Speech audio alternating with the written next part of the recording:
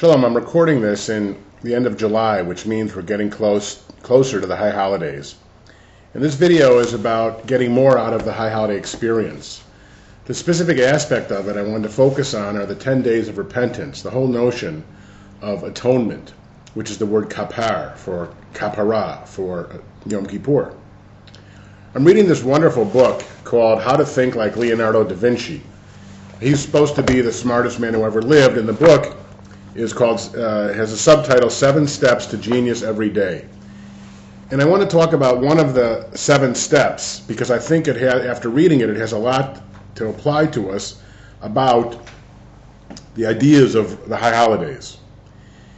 And this particular one is the Italian word for demonstration, a commitment to test knowledge through experience, persistence, and a willingness to learn from mistakes. It says in the book that although recognized as the greatest genius of all time, Leonardo made many colossal mistakes and staggering blunders. And then it goes on to say, despite mistakes, disasters, failures, and disappointment, he never stopped learning, exploring, and experimenting. And then it asks for the following self-assessment. So ask yourselves these questions. I am willing to acknowledge my mistakes. My closest friends would agree that I am willing to acknowledge my mistakes. I learn from my mistakes and rarely make the same ones twice. I can articulate my most fundamental beliefs and reasons I hold them. I have changed a deeply held belief because of practical experience. I persevere in the face of obstacles. I view adversity as an opportunity for growth. I consider new ideas my friends and my associates would say that I am A, gullible and new agey, B, a closed-minded cynic, or C, an open-minded skeptic. And then it asks us to think about it in the following way, about learning from our mistakes and adversity. So it suggests the following.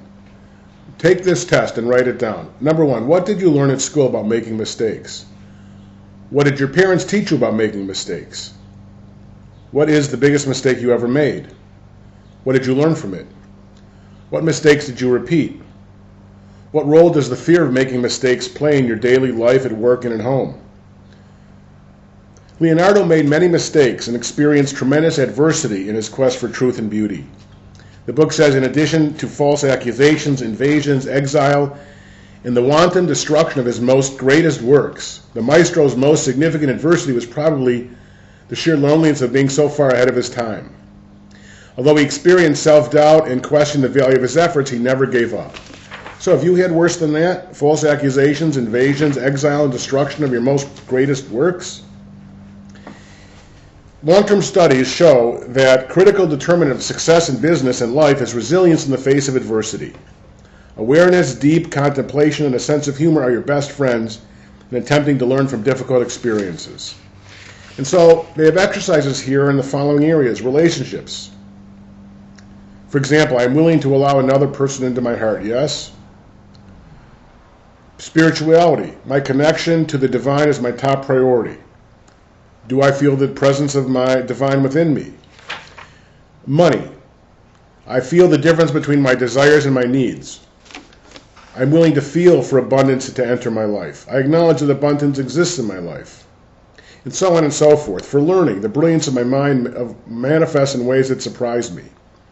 I acknowledge my ability to learn intuitively.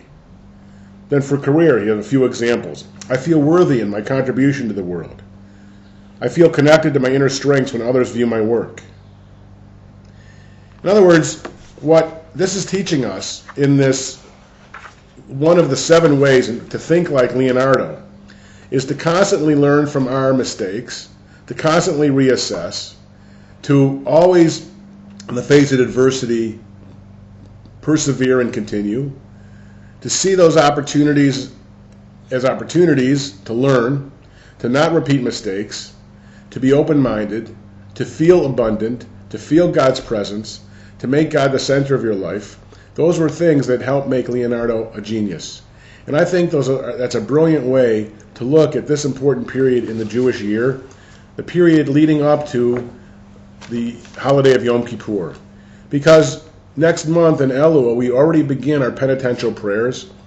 reassessing ourselves in light of our experience to try and become better people, to explain to God in a metaphorical way why we deserve another year.